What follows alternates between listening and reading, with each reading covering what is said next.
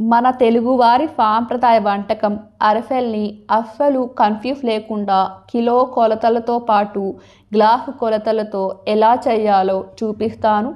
First చేసే వాళ్ళైనా లేదా అరిసెలు సరిగ్గా రావడం లేదు అనేవాళ్ళైనా అస్సలు ఫెయిల్ అయ్యే ఛాన్స్ లేకుండా ఈజీగా ఎలా చేసుకోవాలో క్లియర్గా చూపిస్తాను. ముందుగా సబ్స్క్రైబ్ చేసుకోండి. ఒక డబ్రాలో 2 గ్లాసుల రేషన్ బియ్యం తీసుకోవాలి. రేషన్ బియ్యం అంటే వీటిని కోటా బియ్యం కూడా అంటారు. ఇలా ఉంటాయి లావుగా. తెలియని వాళ్ళకి చూపిస్తున్నాను. ఎప్పుడైనా కానీ అరిసెలకి రేషన్ బియ్యం ఉంటేనే చాలా బాగుంటాయి. వీటిని శుభ్రంగా కడిగి రాళ్ళు ఏమి లేకుండా గాలించుకోవాలి. ఇలా కడిగిన బియ్యాన్ని ఓవర్ నైట్ నానబెట్టుకోవాలి. ఎంతసేపు నానితే అరిసెలు అంత సాఫ్ట్గా చాలా బాగా వస్తాయి. ఇలా నానిన ఈ బియ్యాన్ని చిల్లుల గిన్నెలో వడపోసుకోవాలి. ఇలాంటి చిల్లుల గిన్నెలో వేసుకుంటే నీళ్ళన్నీ కిందకి ఈజీగా దిగిపోతాయి. ఇక కాటన్ క్లాత్ మీద ఆరబెట్టుకోవాలి. ఫ్యాన్ కింద ఎండకి ఆరబెట్టుకోకుండా ఇంట్లోనే ఆరబెట్టుకోండి. మరి ఎక్కువగా ఆరిపోయినా కానీ పిండి డ్రై అయిపోతే అరిసెలు గట్టిగా వస్తాయి. అందుకని ఇలా బియ్యము తడిగానే ఉండాలి, లైట్గా.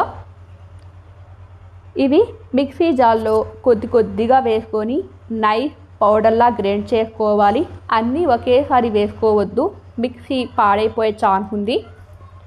ఇలా కొన్ని వేసుకొని గ్రైండ్ చేసుకోవాలి.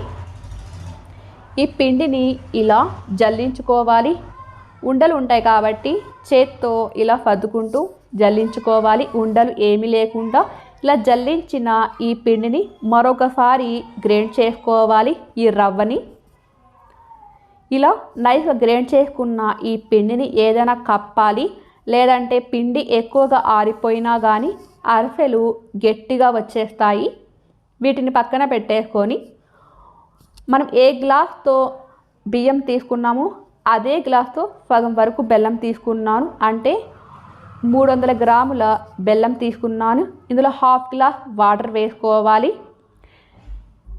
ఇక ఈ బెల్లం పాకాన్ని పొయ్యి మీద పెట్టుకొని ఉడికించుకోవాలి. ఉండలు ఏం లేకుండా ఇలా కలుపుకుంటూ ఉండాలి.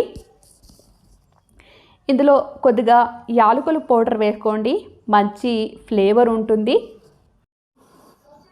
మంటని హై ఫ్లేమ్లో పెట్టుకొని ఇలా కలుపుకుంటూ ఉండండి. ఏదైనా అర్థ కొరతలు ఉండలు ఉంటే కరిగిపోతాయి. ఈ బెల్లం పాకాన్ని ఇలా నీళ్ళలో వేసి చెక్ చేసినప్పుడు నీళ్ళలో కరగకూడదు బెల్లం పాకము. అలాగే ఇలా జెల్లీలాగా సాగకూడదు. ఇది ఇంకొద్దిసేపు టైం పడుతుంది బెల్లం పాకం రావడానికి. మరొకసారి ఇక్కడ చూపిస్తున్నాను చూడండి. ఇలా నీళ్ళలో వేయంగానే కరగకూడదు, ఇలా ఉండకట్టాలి.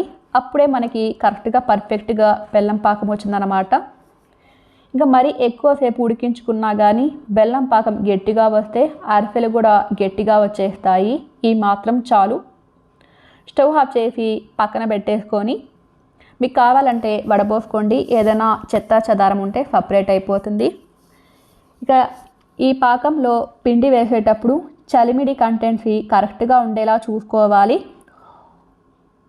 ఉండలు కట్టకుండా నెమ్మదిగా జాగ్రత్తగా కలుపుకోవాలి. ఇద్దరు ఉంటే బాగుంటుంది, ఒకరు వేయడానికి ఒకరు కలుపుకోవడానికి. పిండి మరీ గట్టిగా ఉంటే అరిసెలు గట్టిగా వస్తాయి. అలాగే జారుగా ఉంటే చలిమిడి ముద్దని తీసుకొని అరిసెల్లాగా స్ప్రెడ్ చేసేలోపు అది జారులా అయిపోయి అరిసెల షేప్ సరిగా రాదు.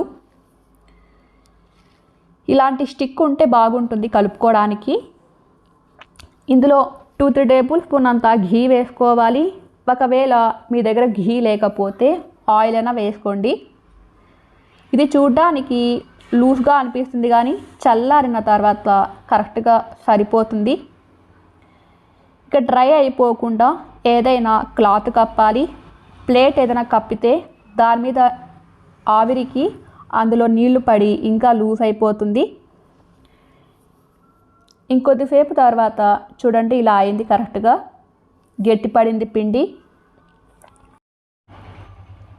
చేతికి నూనె అయినా ఘీ అయినా రాసుకొని ఈ పిండిని ఇలా ముద్దలా చేసుకోవాలి. కొద్దిగా నువ్వుల్లో అద్దుకోవాలి. నువ్వుల అరిసెలు కూడా చాలా బాగుంటాయి. ఇట్లా చేత్తో నెమ్మదిగా ఇలా మీకు కావాల్సిన సైజులో స్ప్రెడ్ చేసుకోవాలి. మరి మందంగా కాకుండా మరి పల్చగా కాకుండా ఈ మాత్రం చాలు. స్టవ్ ఆన్ చేసుకొని కడాయిలో తగినంత ఆయిల్ వేసుకోవాలి. ఈ ఆయిల్ మరి ఎక్కువగా హీట్ అయినా కానీ మనం అరిసె వేయంగానే అరిసె పగిలిపోతుంది. నార్మల్ టెంపరేచర్లో ఉండాలి ఈ ఆయిల్ ఎప్పుడైనా కానీ. ఒకవైపు వేగిన వీటిని రెండో వైపుకి నెమ్మదిగా ఇలా టర్న్ చేసుకోవాలి.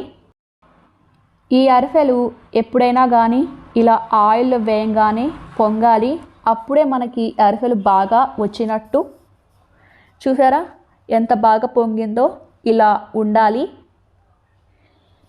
ఇక వీటిని ఎక్స్ట్రా చెంచాతో ఇలా బాగా ఒత్తుకోవాలి. ఎక్స్ట్రా ఆయిల్ అంతా కింద కారిపోతుంది. అరిసెల పీట ఉంటే ఇంకా మంచిది. అరిసె పీట లేని వాళ్ళు ఇలా ఒత్తుకోండి. అరిసెలు ఏమాత్రం ఆవిరి పట్టకుండా పూర్తిగా చల్లారిన తర్వాత గాలి తగలని స్టీల్ డబ్బాలో 15 రోజుల పాటు స్టోర్ చేసుకోవచ్చు. ఈ వీడియో చూసి అరిసెలు ప్రిపేర్ చేసేవాళ్ళు వీడియో ఎక్కడ స్కిప్ చేయకుండా 1కి 4 సార్లు చూసి ట్రై చేయండి, వచ్చేస్తుంది. నాకైతే ఇవి 2 గ్లాసుల బియ్యానికి 20 అరిసెలు అయ్యాయి.